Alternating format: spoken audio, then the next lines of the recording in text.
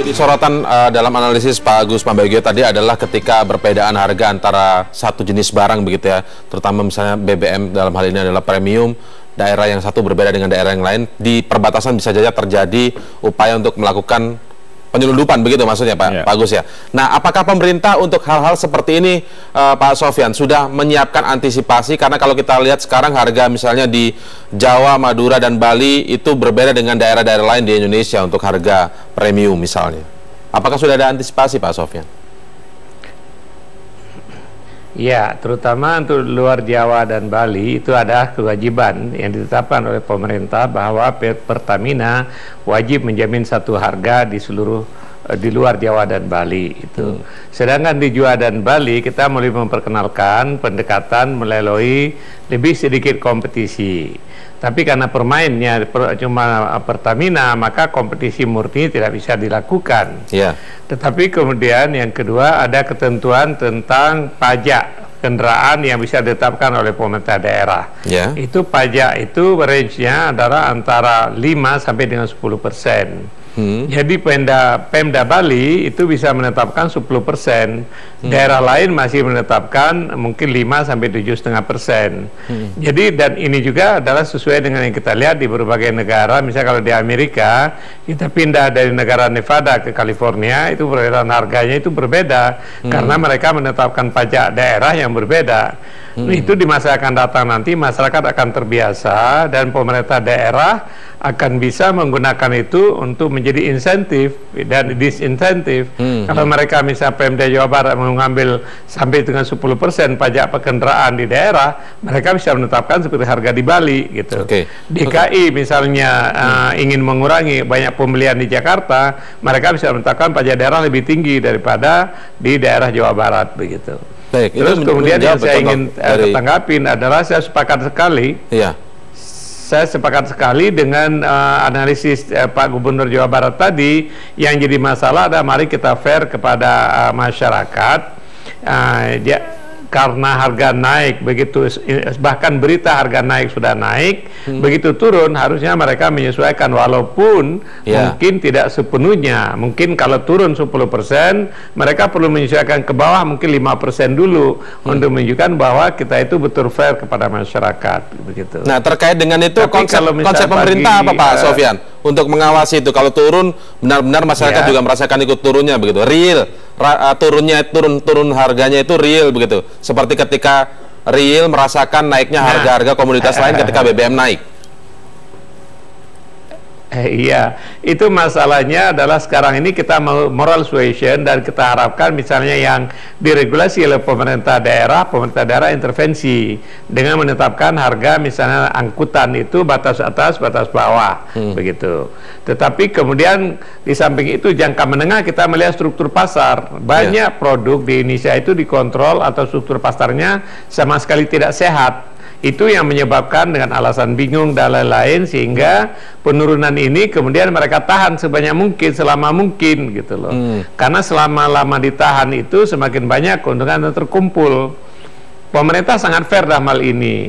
Karena kalau pemerintah misalnya menahan sampai akhir bulan, maka Pertamina mendapatkan ekstra profit yang luar biasa. Nah, pemerintah tidak mau melakukan itu untuk memberikan contoh bahwa pemerintah juga fair dalam hal ini gitu.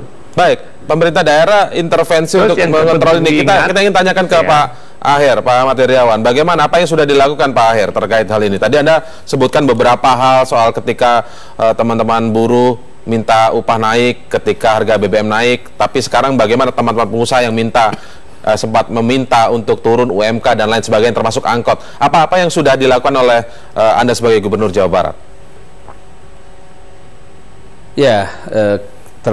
Seperti ketika BBM naik, kemudian teman-teman buruh meminta supaya ada penyesuaian UMK dengan kenaikan BBM, maka pada saat yang bersamaan juga ketika sekarang BBM turun, ya kita juga akan memantau kembali, meneliti kembali kemungkinan turun UMK turun. Sama hanya dengan ada kemungkinan UMK itu direvisi jadi turun Pak Angkutan. Akhirnya Saya kira permintaannya ada, tinggal masalahnya apakah itu mungkin atau tidak mungkin, itulah yang sedang kita kaji. Kalau kemudian organda, ongkos angkutan, saya kira itu sangat mungkin, karena kenaikannya kan cukup tinggi kemarin ya. BBM naik itu kenaikannya rata-rata dia 20-25% kemarin. Nah, oleh karena itu kalau kemudian sekarang kita bisa menurunkan, karena harganya kan kembali kepada harga semula kan, beda sedikit, turun 6.500 sekarang 6.600. Kalau kemudian kita sekarang berusaha untuk menyesuaikan, katakanlah 5-7-10% ongkos angkutan juga turun, saya kira fair ya untuk masyarakat kita. Dan kemudian ini juga mudah-mudahan mendorong komoditas yang lain juga turun, sebagaimana ketika BBM naik. Baik, ini kan turunnya sudah 2 kali dalam bulan Januari ini, di awal Januari dan pertengahan, begitu Pak Aher. Kira-kira secara realnya deh, angkot nanti di Jawa Barat turunnya mulai kapan?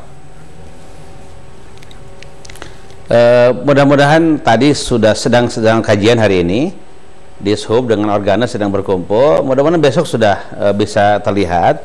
Karena kita harus memperlihatkan pada masyarakat kita bertindak adil kan. BBM naik, kemudian BBM turun juga turun, harus begitu. Meskipun persentasenya berbeda, karena ternyata tidak otomatis ketika turun itu langsung turun barang-barang, tapi ketika naik itu pasti naik meskipun belum naik gitu. Ya, Pak Her, mungkin bisa Anda ceritakan pengalaman ketika naik itu seberapa cepat harga-harga juga ikut naik. Sementara ketika sekarang turun, seberapa lama proses untuk membuat harga-harga itu turun, termasuk tadi misalnya tarif angkutan kota. Pembahasan di Organda ketika naik BBM itu apakah langsung otomatis naik atau 1 hari dirapatkan langsung ikut naik, tapi ketika turun butuh berapa lama? Seminggu, 2 minggu? Kalau tarif angkutan jaraknya hanya sehari saja, karena kita khawatir ada kenaikan liar kan. Pada saat kenaikan dari 6.500 ke 8.500, kita pada hari itu juga ada SK kenaikan yang ditandatangani oleh gubernur dan bupati wali kota supaya ada kejelasan. Sebab kalau tidak ada kejelasan, kemudian nanti akan ada kenaikan liar di lapangan. Apakah berbeda dengan ketika penurunan memang agak lambat ya. Proses merapatkan ini itu dan lama begitu ya. Kalau Mas Agus melihat kira-kira gimana? Kalau kita lihat kan ada barang yang bisa otomatis ikut naik, kemudian mungkin juga bisa otomatis ikut turun ketika BBM naik dan turun. Tetapi kan ada juga kategori komoditas atau barang yang istilahnya mungkin slow moving gitu. Jadi ketika turun tidak langsung ikut turun, tapi menunggu proses. Tapi sekarang ini kan sudah turunnya 2 kali. Apakah ini kemudian artinya kesimpulannya adalah harga barang di era kebijakan yang fluktuatif seperti ini setiap 2 pekan disesuaikan, yang ada naik dan tetap, jadi tidak ada naik turun tapi naik dan tetap saja? Apakah mungkin seperti itu? Nggak akan mungkin, harga kan juga berfluktuasi, kemudian kurs rupiah ke dolar kan juga berfluktuasi. Ya kan, jadi barang yang agak lama disimpan juga pasti akan berubah. Nah sekarang kalau dari Pak Aher tadi, artinya kan kalau kemarin naik sudah 2.000, sekarang turunnya 1.900, bisa tidak Pemda Jabar menurunkan tarif angkutan seperti minimal sebelum waktu naik kemarin yang 2.000, ya kan? Itu satu. Kedua juga tadi yang dikatakan Pak Sofyan, itu juga pengawasannya sulit. Katakan tadi, kalau dipindahkan ada pajak di masing-masing Pemda yang berbeda. Itu teorinya bagus, tapi nanti dalam pelaksanaan orang kita itu sangat cerdik dalam mengantisipasi hal semacam itu. Mengakali maksudnya? Iya, karena kan jalannya bukan jalan utama situ saja, kan banyak jalan-jalan tikus yang bisa mengangkut itu ya. Jadi bagaimana caranya? Saya berharap pemerintah bisa bisa mengkaji dan menerapkan persoalan-persoalan kemungkinan ini, karena nanti akan merugikan Pertamina, akan merugikan Pemda, dan akan merugikan masyarakat gitu. Karena ini semua kan tadinya ditanggung jawabnya dari pemerintah dilepas ke pemerintah daerah. Karena kan ada alokasi juga ke Pemda-Pemda. Fair, tetapi bagaimana mekanismenya? Karena pantauannya harus real time. Kalau pantauannya tidak real time, saya agak bingung gimana ngawasinya gitu. Oke, nanti kita akan minta jawaban itu ke Pak Sofyan Djalil. Tetaplah bersama kami di Prime Time News. Thank you.